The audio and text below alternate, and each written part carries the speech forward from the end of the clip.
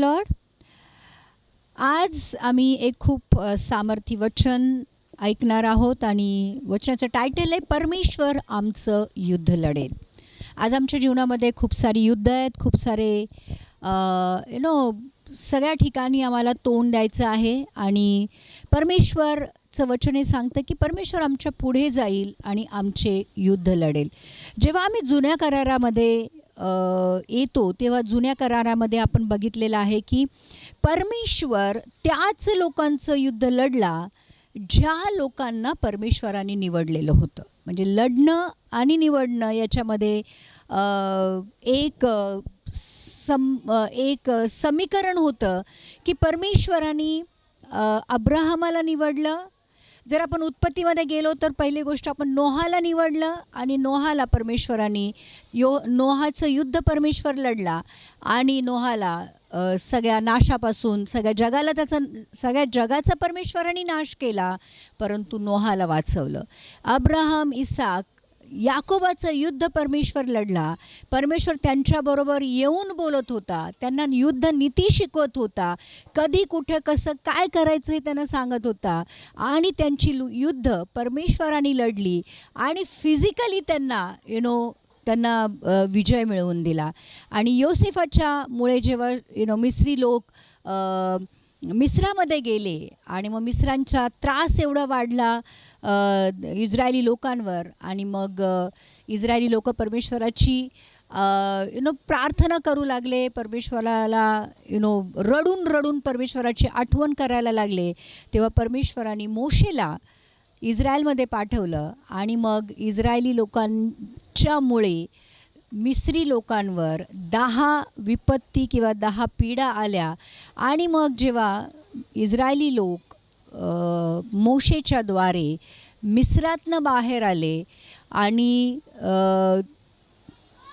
तांबडा समुद्र त्यांच्यासमोर होता आणि त्या तांबड्या समुद्राच्या तिथे आल्यानंतर परमेश्वराने फारो जो राजा होता त्याचं हृदय परत कठीण केलं आणि फारो इस्रायली लोकांचा पिछा करत तांबड्या समुद्राकडे यायला लागला. आणि मग इस्रायली लोक पुन्हा एकदा कंप्लेंट करायला लागले मोशेकडे की तू आम्हाला इथे का मरायला घेऊन आलायस, की मिस्रामध्ये काय कबरा नव्हत्या का की तू आज आम्हाला इकडे घेऊन आला. आणि मग मोशे त्यांना एक खूप सुंदर वचन सांगतो.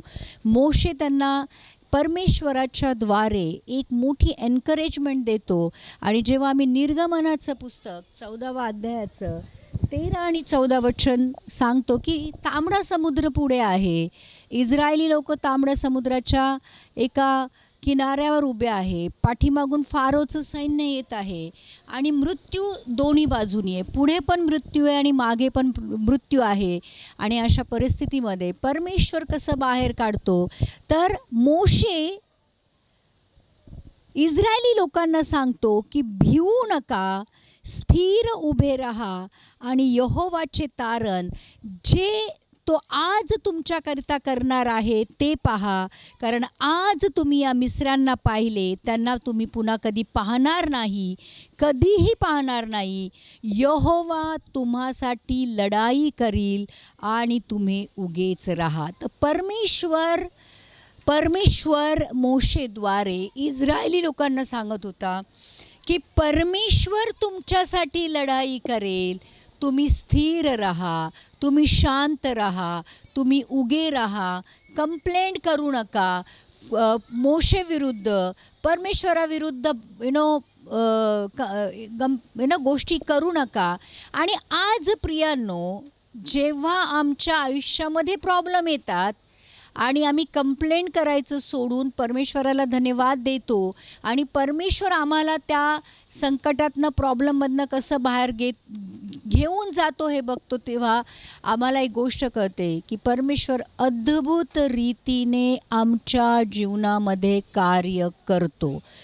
आता इस्रायली लोकांना किंवा मोशेला सुद्धा वाटलं नसेल की परमेश्वर पुढच्या तांबड्या समुद्रापासून आणि मागच्या फारोच्या सैन्यापासून कसं वाचवेल.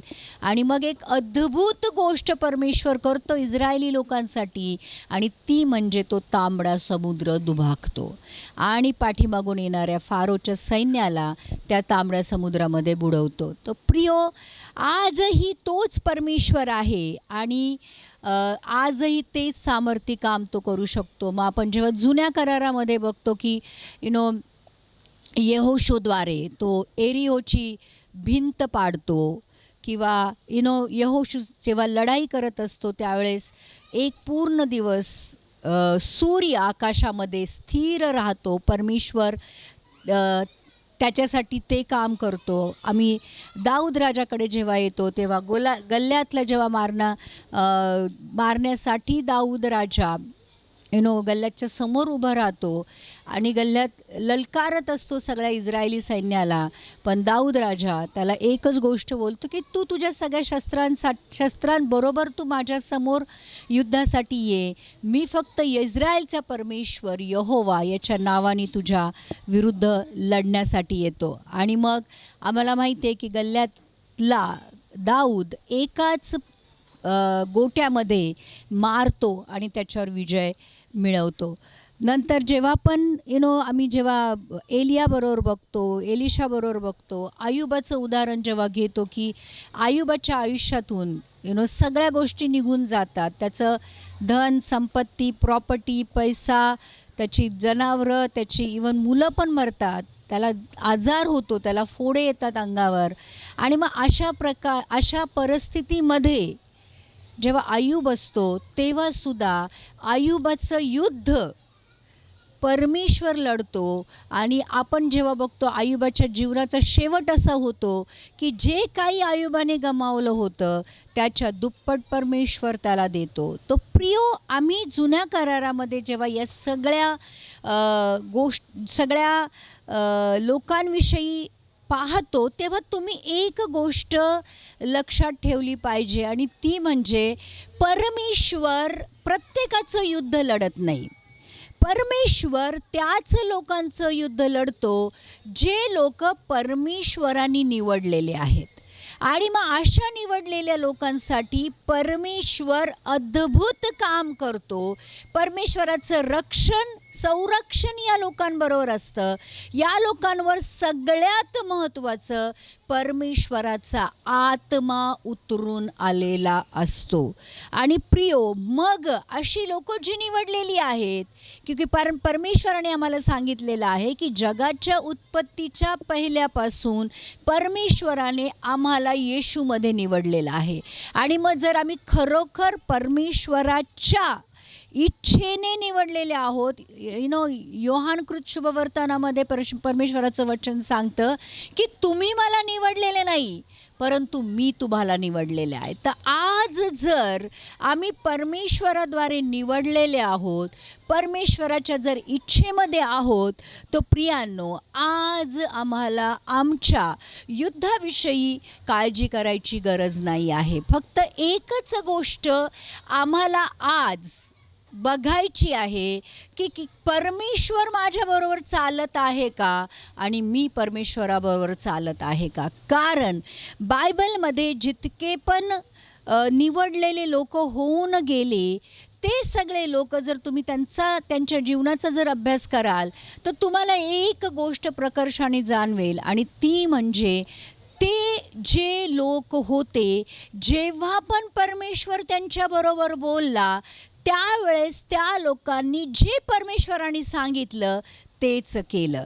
परमेश्वराच्या आज्ञाकारितेमध्ये ते चालले. आणि प्रियांनो, त्यांनी त्यांच्या जीवनाद्वारे अद्भुत काम जे परमेश्वराला करायचे होते ते करून दाखवले. आज जर आम्हाला त्या लोकांसारखं एक अद्भुत, अलौकिक आणि सुपरनॅचरल जीवन जगायचं असेल तर आज फक्त निवडलेलं असून उपयोग नाही आहे. एक गोष्ट आम्हाला लक्षात ठेवायची आहे की आम्ही म्हणतो की परमेश्वराने मला निवडलं, परमेश्वराने मला निवडलं, पण परमेश्वराने फक्त निवडून चालत नाही. जर आपण उत्पत्तीपासून मलाखीपर्यंत जर बघू तर ह्या सगळ्या लोकांच्या जीवनामध्ये त्यांनी एक गोष्ट केली होती आणि ती गोष्ट ही होती की जे परमेश्वराने त्यांना सांगितलं ते त्यांनी केलं. आम्ही जेव्हा अब्राहमचं उदाहरण घेतो की अब्राहमला परमेश्वराने सांगितलं की तुझे नातेवाईक, तुझं पित्याचं घर, तुझं जे शहर या जे राष्ट्र आहे ते सोडून ज्या राष्ट्रामध्ये मी तुला घेऊन जात आहे तिकडे जायला निघ. आणि मग अब्राहमाने पुढचा मागचा विचार केला नाही. अब्राहमाने तो लगेच निघाला आणि परमेश्वराने सांगितलेल्या मार्गावर चालायला लागला. त्याच अब्राहमाला जेव्हा परमेश्वराने 100व्या वर्षी इसहाक दिला, पण एक दिवशी जेव्हा परमेश्वर येऊन अब्राहमाला बोलला की तो जो इसहाक आहे ज्याच्यावर तू खूप प्रेम करतो त्याचा मोरिया पर्वतावर बली दे. आणि मग एका क्षणाचाही विचार न करता सकाळी सकाळी अब्राहम उठतो, इसहाकाला घेतो, मोरिया पर्वतावर जातो, वेदीवर त्याला बांधतो, चाकू सुरा उगारतो आणि त्याला मारण्यासाठी जेव्हा तयार होतो तेव्हा परमेश्वर बघतो की खरोखर हा जो अब्राहम आहे माझ्या आज्ञा पाळणारा आणि माझ्यावर प्रेम करणारे, जो एकुलत्या एका पुत्राला सुद्धा माझ्यासाठी बलिदान करण्यासाठी देत असेल तर त्याचं प्रेम माझ्याबद्दल किती असेल. तो प्रियो परमेश्वराला आमच्या जीवनातून जर समजा आम्ही आज्ञाकारिता आणि प्रेम दाखवत असू तरच आम्ही निवडलेले लोक असू. कारण बायबल एक उदाहरण आमच्यासमोर या सगळ्या निवडलेल्या लोकांबद्दल दाखवतं ते हे की त्या लोकांनी परमेश्वराने जे सांगितलं ते केलं. मग ते कितीही कठीण काम असू नये तरीसुद्धा परमेश्वराने ते केलं. मोशे ऑलरेडी मिस्रातनं निघाला होता. मोशेला ऑलरेडी माहिती होतं की मिस्री लोक कशी आहेत आणि तिथून तो पळून गेला होता. पण जेव्हा परत एकदा परमेश्वराने सांगितलं की मोशे जेव्हा जळत्या झुडपामध्ये परमेश्वराने मोशेची भेट घेतली आणि मोशेला सांगितलं की तुला परत मिस्रामध्ये जायचं आहे आणि इस्रायली लोकांना तुला तिथून बाहेर काढायचं आहे.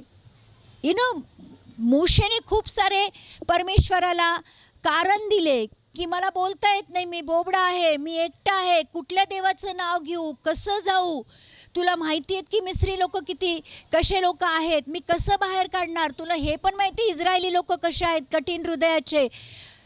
पण परमेश्वराने जेव्हा मोशेला सांगितलं की मी तुझ्याबरोबर आहे, तू भिवू नको, तू जा. आणि मोशे जसं परमेश्वर मोशेला सांगत होता तसं परमेश्वराच्या सांगण्यानुसार जेव्हा मोशे करत होता, प्रियांनो, इतकी अद्भुत कृत्य मोशेने केली की ती कृत्य कोणीही इतिहासामध्ये केली नसतील.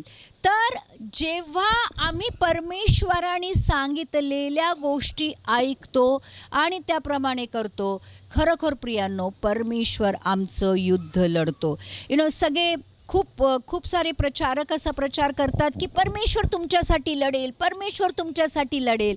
परंतु जर परमेश्वराने माझ्यासाठी माझं युद्ध लढलं पाहिजे ही जर माझी अपेक्षा आहे तर परमेश्वर कुठल्या ऐरागैराचं युद्ध लढणार नाही आहे.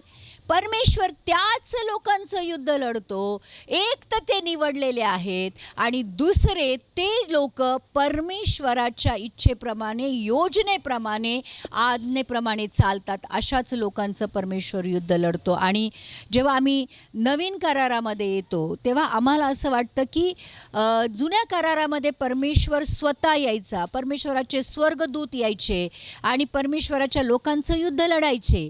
पण आता कुठे परमेश्वर येतो, आता कुठे स्वर्गदूत आम्हाला दिसतात आणि आता कुठे स्वर्गदूत परमेश्वराचे संदेश घेऊन येतात किंवा कुठे आम्हाला यहोवा किंवा येशू आमच्याशी प्रत्यक्ष बोलतो. तर प्रियांनो, नवीन करारामध्ये परमेश्वराने एक अद्भुत गोष्ट केलेली आहे. नवीन करारामध्ये जी युद्ध आहेत ती जुन्या करारासारखी युद्ध नाही आहेत. जुन्या करारामधली जी युद्ध होती ती युद्ध फारो बरोबर होतं, नबुकदनेझर बरोबर होतं, ते युद्ध अमोरी लोकांबरोबर होतं, ते लोक अमालेकी लोकांबरोबर होतं किंवा मोबाईल्स बरोबर होतं. म्हणजे ते लोक शत्रू समोर दिसत होता आणि हे लोक फिजिकली भले तलवारीनी करत होते किंवा ढाल बर्छांनी करत होते, असं युद्ध ते फिजिकली लढत होते. समोर शत्रू दिसत करत होता, अशा शत्रू बरोबर जुन्या करारातले लोक युद्ध करत होते. परंतु म्हणून परमेश्वर फिजिकली येत होता, स्वर्गदूताला पाठवत होता, किंवा त्यांना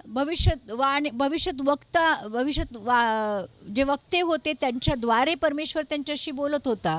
परंतु नवीन कराराचं जे आमचं युद्ध आहे परमेश्वराच्या लेकरांनो, नवीन कराराचं जे युद्ध आहे किंवा आज जे युद्ध आम्ही लढत आहोत, ते युद्ध फिजिकलपेक्षा आत्मिक जास्त आहे. आणि म्हणून इफिस्कराच्या पुस्तकाचं जेव्हा आम्ही 6व्या अध्यायाचं 12वं वचन वाचतो, तेव्हा परमेश्वर आम्हाला खूप स्पष्टपणे एक गोष्ट सांगतो की आज जे युद्ध आम्ही नवीन करारामध्ये लढत आहोत, ते युद्ध फिजिकलपेक्षा आत्मिक जास्त आहे. 1 to 1 जे आज आम्ही युद्ध लढत आहोत प्रियांनो, ते युद्ध इफिस 6:12 लिहिलेलं आहे की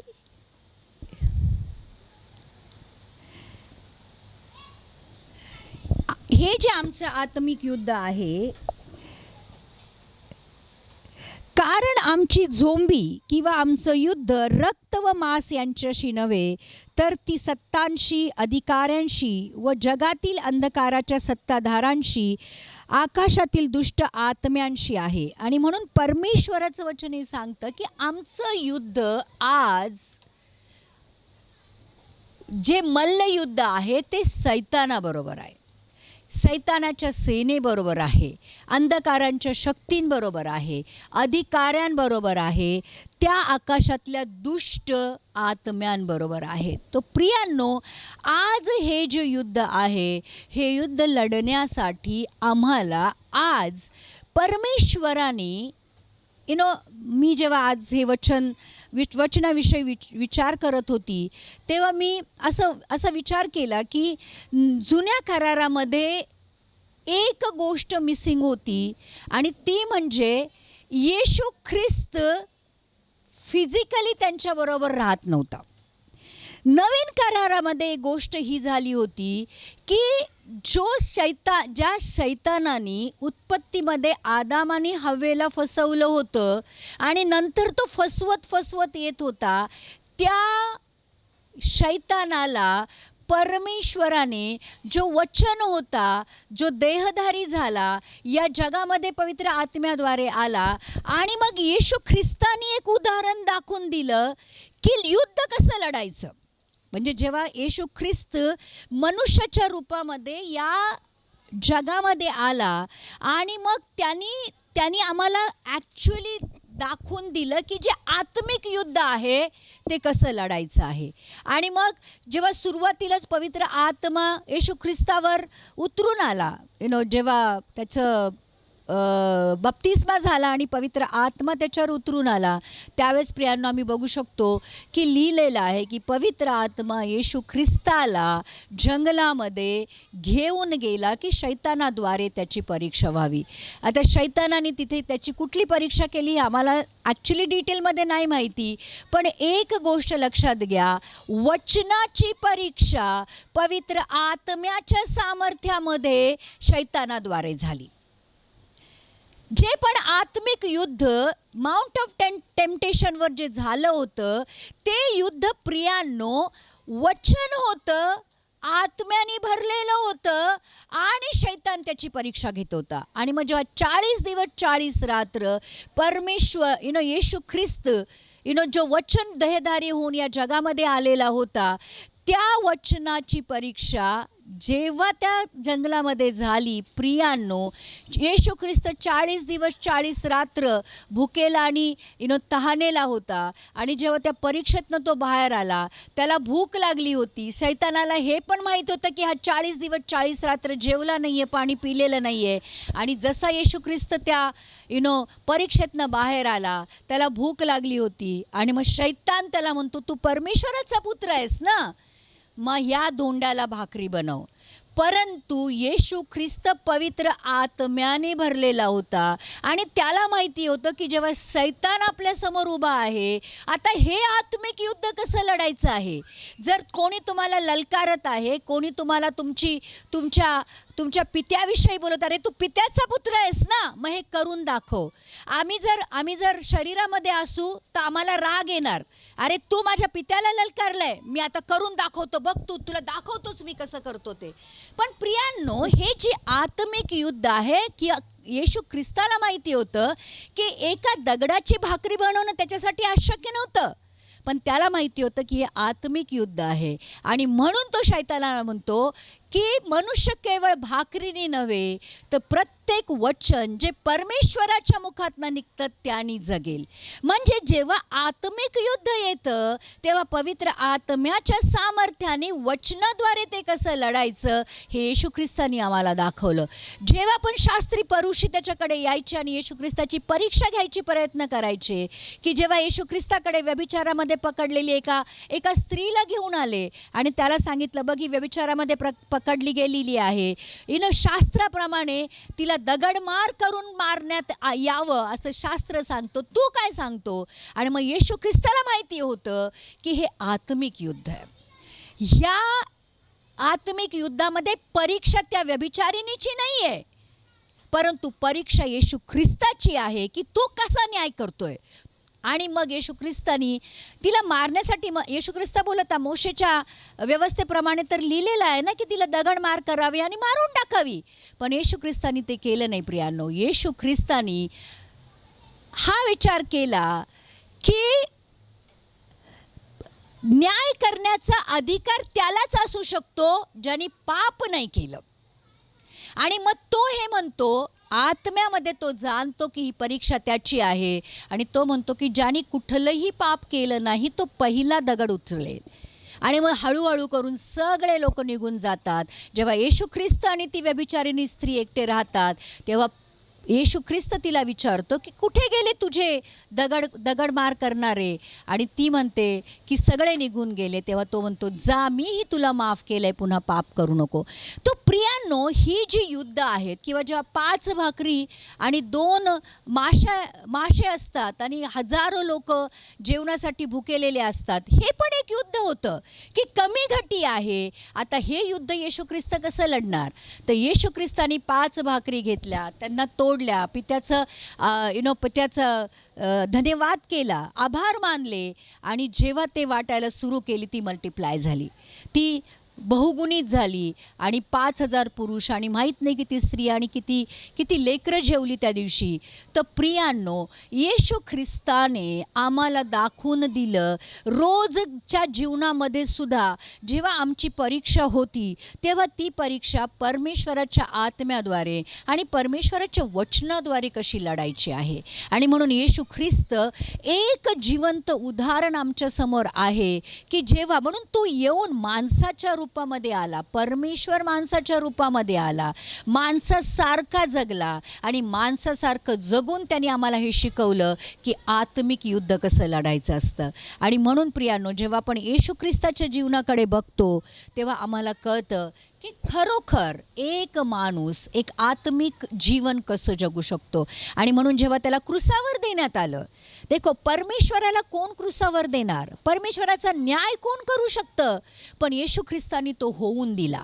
येशू ख्रिस्त त्याच गोष्टीसाठी आला होता की जो माणसाचा जो शेवटचा शत्रू मृत्यू होता, त्या मृत्यूला तो क्रूसावर घेऊन जाण्यासाठी आला होता. आणि म्हणून जेव्हा येशू ख्रिस्ताला क्रूसावर देत होते त्यावेळेस तो मान, तो अपमान, ती निंदा, ते त्यांचं हातापायात खिळे ठोकणं, पाठीवर फटके मारणं किंवा कोडे मारणं, डोक्यात काट्यांचा मुकुट टाकणं, या सगळ्या गोष्टी येशू ख्रिस्तानी सहन केल्या. कारण त्याला माहिती होतं की हे फिजिकल युद्ध नाही आहे, हे आत्मिक युद्ध आहे. आणि ज्या कारणासाठी येशू ख्रिस्त या जगामध्ये आला, येशू ख्रिस्तानी ती लढाई, प्रियांनो, ती लढाई आपण बघितलं की गत्समनी बागेमध्ये पण त्यांनी ती लढाई लढली. त्याला माहिती होतं की थोड्या वेळासाठी या लोकांच्या जगाच्या पापासाठी त्याला पित्यापासून वेगळं होणं आवश्यक होतं. तेव्हा तो पित्याला सांगत होता की हे परमेश्वरा होत असेल तर हा प्याला माझपासून दूर कर, परंतु माझी नाही तर तुझी इच्छा पूर्ण होऊ दे. कारण त्याला माहिती होतं की हा प्याला खूप कठीण आहे, परंतु येशू ख्रिस्त तो प्याला. तो प्रियांनो, जेव्हा अशी कंडिशन आमच्या आयुष्यामध्ये येते की जेव्हा आम्हाला स्वतःला सुद्धा क्रूसावर द्यायची वेळ येते, ते पण एक आत्मिक युद्ध आहे. मग हे जे आत्मिक युद्ध आहे आमचं आज, ते आत्मिक युद्ध लढण्यासाठी परमेश्वराने आम्हाला दाखवून दिलेलं आहे की येशू ख्रिस्त आमच्यासाठी गत्सेमनीमध्ये लढला, येशू ख्रिस्त आमच्यासाठी त्या क्रूसावर लढला, येशू ख्रिस्त आमच्यासाठी मृत्यूवर विजय मिळवून कबरेतनं बाहेर आला. तो प्रियांनो, आज जेव्हा मृत्यू पण आमच्यासमोर उभा असतो, तेव्हासुद्धा ते आत्मिक युद्ध कसं लढायचं येशू ख्रिस्तानी आम्हाला दाखवून दिलं. आणि मग आमच्या नवीन करारामधली जी युद्ध आहेत, ती युद्ध पहिल्यांदा तर ती आमच्याबरोबर आहे, ती स्वतःबरोबर आहे. आणि म्हणून जेव्हा आम्ही म्हणतो की आमची युद्ध कर्ज आहे, आमची युद्ध आजार आहे, आमची युद्ध आज भ्रष्टाचार आहे, आमची युद्ध आज आमच्या घरातला जो सताव आहे तो आहे, आमची युद्ध नोकरी मिळत नाही हा आहे, आमची युद्ध आम्हाला मुलं होत नाही ही आहेत, आमचं युद्ध आज आम्ही आमच्या आयुष्यामध्ये जी पण आमची युद्ध आहे ती देवासमोर ठेवतो. पण सगळ्यात पहिल्यांदा प्रियांनो, जे आत्मिक युद्ध आहे ते आमचं स्वतःच्या बरोबर आहे. म्हणून जो परमेश्वर मनुष्याच्या रूपामध्ये येतो आणि 100% पापविरहित जीवन जगतो. येशू ख्रिस्तानी आम्हाला हे पण दाखवून दिलं की पवित्र आत्मा जर आमच्यामध्ये असेल तर प्रियांनो, आम्ही 100% पवित्र जीवन जगू शकतो. आणि म्हणून येशू ख्रिस्त मेल्यानंतर तिसऱ्या दिवशी तो उठला आणि मग 40 दिवस तो या पृथ्वीवर होता. आणि मग 40व्या दिवशी जेव्हा तो स्वर्गारोहण होत होतं, त्यावेळेस जाताना त्यांनी आम्हाला अजून एक खूप सामर्थी आणि खूप मौल्यवान गोष्ट देऊन गेला, आणि तो म्हणजे पवित्र आत्म्याविषयीचं आश्वासन. आणि मग येशू ख्रिस्त जेव्हा जात होता, त्याचं स्वर्गारोहण होणार होतं, तेव्हा तो आपल्या शिष्यांना सांगतो की आता हे जे आत्मिक युद्ध आहे प्रियांनो, जे तुम्हाला लढायचं आहे, जे शैतानाबरोबर आहे, स्वतःच्या स्वभावाबरोबर आहे, किंवा ज्या पण गोष्टी आज तुम्हाला तुमच्या आयुष्यामध्ये आज लढायच्या आहेत, त्यासाठी तुम्हाला मी एक सहाय्यक देणार आहे. आणि मग परमेश्वराचं वचन आम्हाला योहानकृत शुभवर्तमानाचं 14व्या अध्यायाचं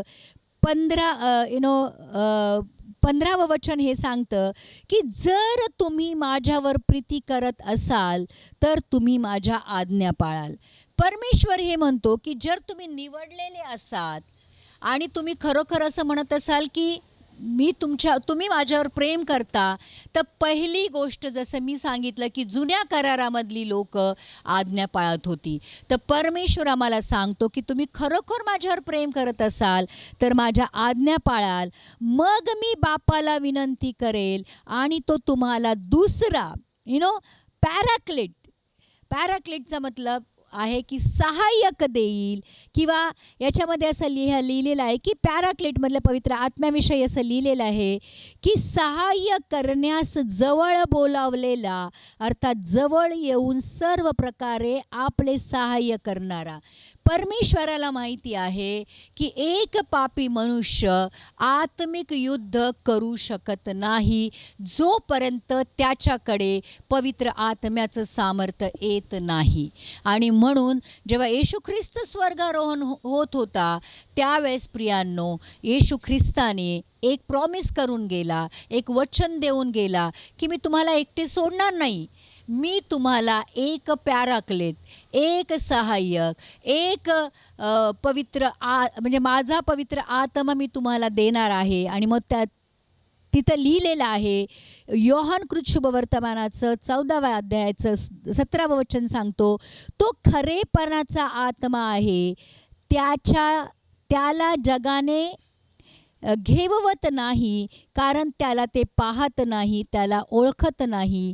तुम्ही तर त्याला ओळखता, कारण तो तुम्हाबरोबर राहतो व तुम्हामध्ये असणार. तर परमेश्वराने, येशू ख्रिस्तानी एक मोठं वचन दिलं होतं की मी जाताना तुम्हाला एकटं सोडणार नाही, मी तुम्हाला अनाथ सोडणार नाही, परंतु सत्याचा खरेपणाचा आत्मा मी तुम्हाला देणार, जो तुमच्यामध्ये असेल तो तुमच्याबरोबर असेल. आणि मग हे जे आत्मिक युद्ध आहे, ज्याविषयी आम्ही विचार करतो, तो आत्मिक युद्ध लढण्यासाठी परमेश्वराने त्याचा आत्मा आम्हाला दिला.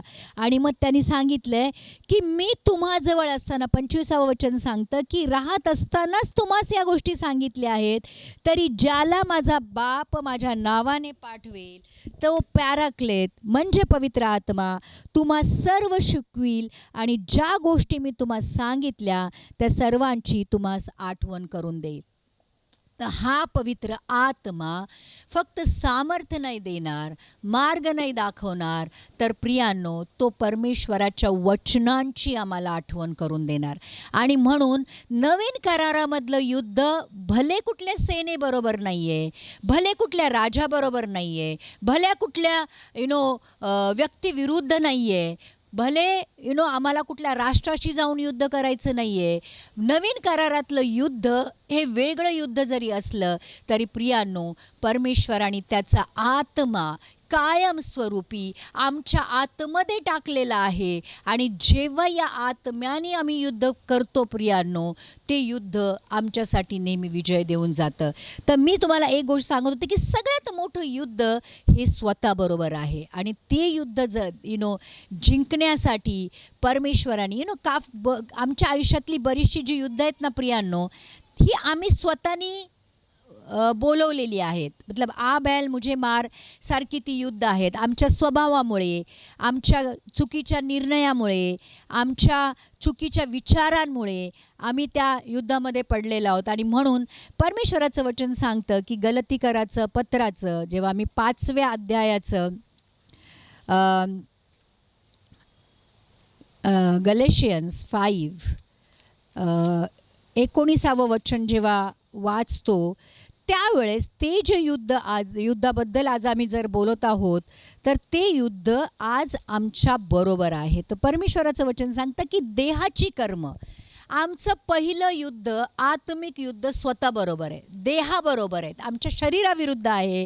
आणि मग तो सांगतो की देहाची कर्म तर उघड आहेत: व्यभिचार, जार कर्म, अशुद्धपणा, कामातुरपणा, मूर्तीपूजा, चेटके, वैर, भांडणे, मत्सर, राग, तंटे, फुटाफुटी, तट, हेवा, खून, दारूबाजी, विलास, यासारख्या गोष्टी, याविषयी जसे मी पूर्वी सांगितले होते तसे तुम्हास आणखी अगोदर सांगून ठेवतो की जी अशी कर्मे करतात ते देवाच्या राज्याचे वतन पावणार नाहीत. म्हणजे याचा अर्थ असा होतो प्रियांनो, आजचं आमचं आत्मिक युद्ध जे पहिलं आहे, ते पहिलं युद्ध जे फक्त आमच्या आयुष्यातली जी कर्ज किंवा आमच्या आयुष्यातले जे बेकारी, वाहनपणा, या गोष्टींची तर नंतर आहे. पण सगळ्यात पहिलं युद्ध आमचं आहे ते म्हणजे स्वतःबरोबर. जे आमचा स्वभाव आहे, जे आज इथे स्वभाव दाखवलेला आहे की देहाची कर्म दाखवलेली आहेत, आज त्याच्या पहिलं आमचं युद्ध आहे त्याच्या विरुद्ध. आणि म्हणून परमेश्वराने पवित्र आत्मा आम्हाला दिलेला आहे. आणि तो आत्मा या सगळ्या देहाच्या कर्मावर विजय मिळवतो. काही लोकांचा भांडणाचा आत्मा असतो, काही लोकांचा उगीच जळण ठेवण्याचा आत्मा असतो, काही लोकांचा व्यभिचाराचा आत्मा आहे, दारूबाजीचा आत्मा आहे, चेटके जे वैर कितीतरी गोष्टी इथं लिहिलेल्या आहेत, मत्सराचा आत्मा आहे. या सगळ्या गोष्टींवर विजय मिळवण्यासाठी परमेश्वराने त्याला त्याचा आत्मा आम्हाला दिलेला आहे. तो प्रियांनो पहिला स्वतःवर विजय मिळवता आला पाहिजे, आमच्या स्वभावावर विजय मिळवता आला पाहिजे. आणि खरोखर प्रियांनो, जो कोणी पण परमेश्वराच्या आत्म्याच्या सामर्थ्याने चालतो तो या सगळ्या गोष्टींवर विजय मिळवू शकतो. हळूहळू का होईना आम्ही या सगळ्या गोष्टी आमच्या जीवनातनं बाहेर जायला लागतात. आणि म्हणून परमेश्वराचं वचन सांगतं की जर खरोखर परमेश्वराचा आत्मा तुमच्यामध्ये काम करत असेल तर मग आत्म्याची जी फळं आहेत, गलतीकराचं पत्र 5व्या अध्यायाचं 22वं वचन सांगतं, आत्म्याचे फळ हे आहे प्रीती. आपण आपोआप प्रेम करायला लागतो परमेश्वरावर, आपोआप प्रेम करायला लागतो आपल्या शेजाऱ्यावर. आनंद, कितीही प्रॉब्लेम असेल, कितीही संकट असतील तरी परमेश्वराच्या आत्म्याद्वारे आमच्यामध्ये आनंद असतो आणि परमेश्वराचा आनंद आमची ताकद बनतो. शांती, आज शांती इकडे तिकडे कुठे भेटणार नाही तुम्हाला, जगामध्ये तर कुठेच भेटणार नाही. परंतु येशू ख्रिस्त सांगून गेला की मी आपली शांती तुम्हाला देत आहे, जसं जग देतं तसं नाही, परंतु मी माझी शांती तुम्हाला देत आहे. तर किती पण आपल्या जीवनामध्ये तुफान असतील, किती पण वादळं असतील, किती संकट असतील तरी त्या संकटाशी सामना करण्यासाठी परमेश्वराने त्याची शांती आमच्यामध्ये टाकलेली आहे. आणि मग लिहिलेलं आहे की सहनशीलता. आज किती किती किती ख्रिस्ती लोक सहनशील आहेत. आमच्यामध्ये सहनशीलतेचा आत्मा आहे का? आम्ही एकमेकाची पापं एकमेकाला सहन करू शकतो का? आज आमच्या घरच्यांना तरी आम्ही सहन करू शकतो का प्रियांनो? आज ते नसेल तर मग खरोखर आज विचार केला पाहिजे की पवित्र आत्म्याचं सामर्थ्य आमच्यामध्ये काम करतं की नाही करतं. नम्रता, सगळ्यात मोठी गोष्ट तर नम्रता. काय आमच्यामध्ये नम्रता आहे? आज खूप मोठा प्रश्न हा आहे. आत्मिक युद्ध बाजूला ठेवा, स्वतःबरोबरचं जे युद्ध आहे त्याच्यामध्ये तरी आम्ही विजय मिळवलेला आहे का? नम्रता आहे का? कारण येशू ख्रिस्तानी स्वतःला एवढं नम्र केलं की तो क्रुसावरची मृत्यू त्यांनी त्या क्रुसावर आमच्यासाठी सहन केली. तर प्रियांनो, नम्रता, चांगलेपणा, कितीही लोकांनी वाईट वागलं तरी आम्ही त्यांच्याशी चांगलं वागतो का? विश्वासूपणा, कितीही संकट आली, कितीही प्रॉब्लेम आले तरी आमच्यामधला परमेश्वरावरचा विश्वास तसूबरही कमी होत नाही असं होतं का? पुढे लिहिलेलं आहे की लीनता, आम्ही लीन आहोत का? आम्ही दीन आहोत का? आम्ही खरोखर हा स्वभाव आमच्या जीवनातनं दाखवत आहोत का? इंद्रिय दमन, जे काही शरीर आम्हाला करायला सांगतं, शरीराच्या खूप साऱ्या इच्छा. इवन मी मला सांगते की चुकीचं खाणं सुद्धा शरीराची इच्छा आहे. म्हणजे कोणी व्यभिचार करणार नाही, कोणी जाऊन चोरी करणार नाही, कोणी जाऊन मत्सर करणार नाही. पण जर आम्ही चुकीचं खातो, अनावश्यक गोष्टी खातो, जेवढं जरूर आहे त्याच्यापेक्षा जास्त खातो, तरीसुद्धा ते सुद्धा एक पाप आहे. आमचं शरीर जर पवित्र आत्म्याचं मंदिर आहे तर या मंदिराला सशक्त ठेवणं, या मंदिराला निरोगी ठेवणं, या मंदिराला स्वच्छ ठेवणं हे सुद्धा आमचं काम आहे. तर आम्ही ते करतो का? इंद्रिय दमन, स्वतःच्याच शरीरावर ताबा ठेवून शरीराला कसरत करायला सांगून शरीराला एक प्रकारे शिस्तीने चालवणं सुद्धा पवित्र आत्म्याचं काम आहे. आणि पवित्र आत्मा आमच्या जीवनामध्ये राहून ते काम करतो. जेव्हा पवित्र आत्मा सांगतो प्रार्थनाची वेळ झाली, प्रार्थना केली पाहिजे, आम्ही करतो का? वचनाची वेळ झाली, कारण पवित्र आत्म्याला वचनाची जरूर आहे. पवित्र आत्म्याचं फ्युएल, किंवा मी सांगते की वचनाची पवित्र आत्म्याची तलवार वचन आहे. पवित्र आत्मा पण त्याच वेळेस काम करतो जेव्हा वचन तुमच्याबरोबर असतं. तर आज आम्ही जर पवित्र आत्म्याने सांगितलं की वचन वाचतं, वचन वाचतो का? चर्चला नियमित येतो का? परमेश्वराच्या वचनाच्या प्रमाणे आमचं आम्ही जीवन जगतो का? आज प्रियांनो, या सगळ्या गोष्टी पवित्र आत्मा आम्हाला शिकवतो. आणि अशा गोष्टीविरुद्ध नियमशास्त्र नाही, परमेश्वर सांगतं की अशा गोष्टी जर तुम्ही करत परमेश्वराच्या आत्म्याप्रमाणे जर चालत असाल तर पवित्र आत्मा नेहमी परमेश्वराच्या वचनाप्रमाणे चालतो. आणि मग परमेश्वराचं वचन हे सांगतं की तुम्हाला मग कुठले नियम नाही आहेत, परंतु तुम्ही पवित्र आत्म्याद्वारे चालणंच म्हणजे नियमामध्ये चाललेलं आहे. आणि म्हणून येशू हे ख्रिस्त येशूचे आहेत, त्यांनी देहाला त्याचे मनोविकार आणि वासना या सुद्धा वधस्तंभी दिलेल्या आहेत. म्हणून मग जेव्हा पौलुस असं म्हणतो की मी तर स्वतःसाठी मेलो, पण माझ्यासाठी मी स्वतःला क्रुसावर टांगलं, मग जेव्हा पवित्र आत्मा आमच्यामध्ये राहून आमचं युद्ध लढतो स्वतःविरुद्ध सुद्धा, त्यावेळेस सुद्धा परमेश्वरासाठी क्रूसावर टांगणं जाणं किंवा परमेश्वर येशू ख्रिस्ताचा क्रूस उचलून चालणं आमच्यासाठी अशक्य होत नाही. म्हणून प्रियानो, नवीन कराराचं युद्ध वेगळं आहे. नवीन करारामध्ये परमेश्वराने जुन्या करारात पवित्र आत्मा उतरून यायचा, परत जायचा, परमेश्वराने दिलेलं काम लोकांद्वारे करायचा, त्याच्या निवडलेल्या लोकांच्या द्वारे करायचा आणि परत जायचा. परंतु नवीन करारामध्ये स्वतः येशू आला, स्वतः येशू आत्मिक जीवन कसं जगायचं हे दाखवून गेला आणि जाताना त्याचा पवित्र आत्मा आम्हाला देऊन गेला. आणि म्हणून आत्ताचं जे युद्ध आहे, जुन्या करारामध्ये परमेश्वर येऊन युद्ध लढायचा, कधी कधी तर स्वतः युद्ध लढायचा, परंतु नवीन करारामध्ये तो युद्ध आमच्यामध्ये राहून लढतो. हा फरक आहे प्रियांनो. आणि म्हणून परमेश्वर तुमचं युद्ध लढेल. केव्हा लढेल? जेव्हा आम्ही त्याच्या आज्ञा पाळू आणि जेव्हा आम्ही त्याच्या आत्म्याने चालू. आणि मग परमेश्वराचं वचन योहानकृत शुभवर्तनामध्ये म्हणतं की तुम्ही माझ्यामध्ये, योहानकृत शुभवर्तमानाचा 15वा अध्यायाचं, परमेश्वर आमच्या प्रार्थना पण केव्हा ऐकतो? जेव्हा आम्ही त्याच्यामध्ये आणि त्याचं वचन आमच्यामध्ये राहतं. आणि मग तो सांगतो की जेव्हा तुम्ही माझ्यामध्ये आणि माझं वचन तुमच्यामध्ये जेव्हा राहील, तेव्हा जे काही तुम्ही मागाल पिता तुम्हाला देईल. तर प्रियांनो, आज आमची युद्ध भले खूप इंटेन्स आहेत, आमची युद्ध आज खूप दुःखदायी आहेत, आमची युद्ध खरंच खूप मोठी आहेत. पण प्रियांनो, परमेश्वराचं वचन सांगतं की या जगामध्ये तुम्हाला दुःख होईल, क्लेश होईल, त्रास होईल, परंतु धीर धरा, येशूने जगाला जिंकलेलं आहे. येशू ख्रिस्तानी आपल्या त्या रक्ताद्वारे जगाला ऑलरेडी जिंकलेला आहे आणि तो विजय आज त्यांनी पवित्र आत्म्याद्वारे आमच्यामध्ये टाकलेला आहे. आणि म्हणून वचन हे पण सांगतं, जो तुमच्यामध्ये आहे तो सगळ्यात मोठा आहे जो या जगामध्ये आहे.